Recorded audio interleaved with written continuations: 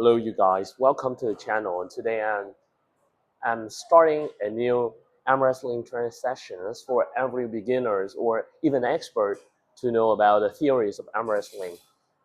Like every sport, first when you come to the sport, you need to meet the foundational, fundamental, basic, and specific system for you to train. And for all that foundation here in arm wrestling, actually the main theories, is all about pressures in general.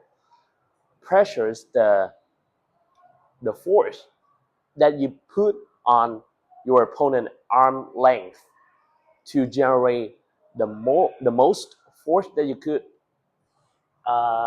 just like any basic system. Pressures have a lot of types, and also to talk specifically in one type you cannot, because you have to combine and you have to structurize everything, break it down for you to understand. So that's why it's called a theories. So theoretically, you could see that we have four kind of pressures in arm wrestling. The two kind that is more popular and well known in the world is actually the back pressure and the side pressure. And no one talking about up pressure and down pressures. We are today getting into a very specific terms and terminology about arm wrestling. You could not ever search on YouTube. Like no one talk about it, but it's very important for an arm wrestler to know. So basically, when talking about pressure, you have to know that you have something called the length and the torque.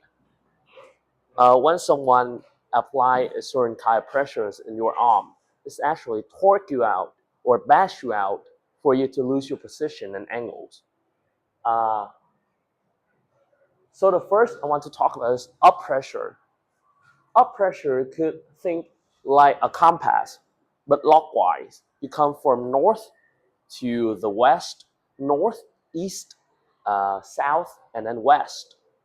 So if you go to the path, like this path, and you go up north, and if you are a right-handed person, I have to assume, because I don't know, if you are a right-handed person, if you go north, actually you apply a lot of up pressure in your game, and up pressure is actually is your leverage.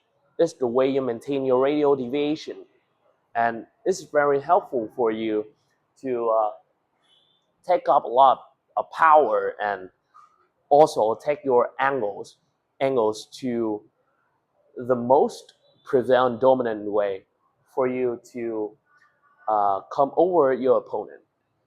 Up pressure means you keep everything high, not just when you up, not just you move forward, but actually you keep your rise, your radial deviation in a certain degree that is would not fail. Secondly, we will talk about down pressure. If up pressure is a thing that your protection has prevent you from being pinned or being took out position by your opponent, down pressure is the thing and is the way for you to pin your opponent.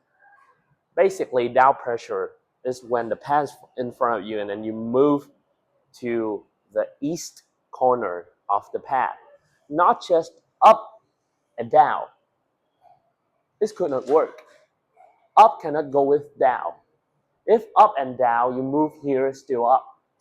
If you track your opponent in a certain way and you down, this means you using a lot of force to break down and torn apart your opponent's biceps.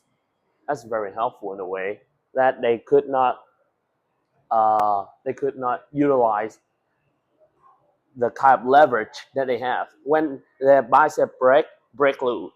It's actually no connection here. Not like the pronation break loose.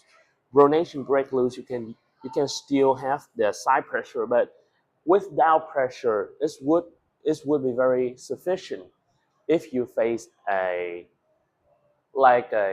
back pressure specialist. So theoretically, if you hit by an offensive hook And just remember, there's no such thing called defensive hook. You could have to still apply a lot of force to torque your opponent down their predominant pronation engage. You have to talk them out, if not, you lose. So there's nothing defensive. You always offend and go aggressively toward your opponent. If you're right-handed, you go to your opponent opposite corner of the shoulder. So if you hit, basically, when you hit and then you fall down to create more force, your down pressure is naturally turned to side. Your side pressure is naturally turned to a down pressure. Excuse me. Uh, Thirdly, we want to talk about back pressure. Now we know the basic of how to torque and how to defend. You need to know one more to be more offensive in a way and to be more technical in a way. That's called back pressure. Back pressure, it needs to be attributed into your combination of attacking, not defending. A back pressure is always attack your opponent, not break loose from your opponent. Like if you drag back, you always open up them and you always get you to be tighter. So basically, back pressure, talking about the compass, we go to the south. We go toward our south. Or we go to our left shoulder if you're right-handed, and you go to our right shoulder if you're left-handed. You go here.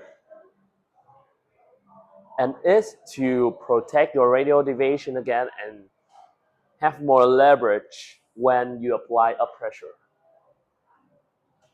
And the last things that I want to talk about is side pressure, basically.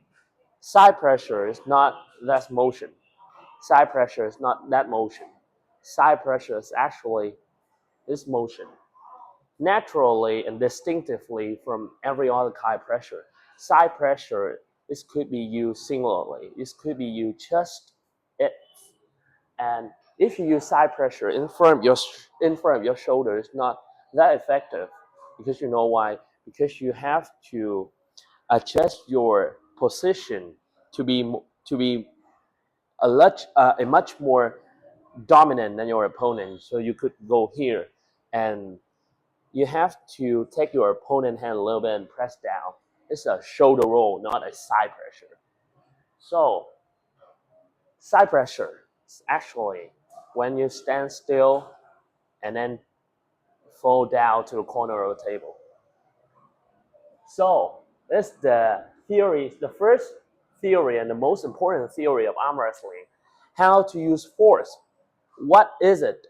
What's fundamentally validated and how it could be used in a match. That's very helpful if you know all this kind of pressure, so you could imagine and kind of envisage for you what kind of training or what kind of strength are you now lacking. So just it. Thanks for today, and all glory to Jesus Christ.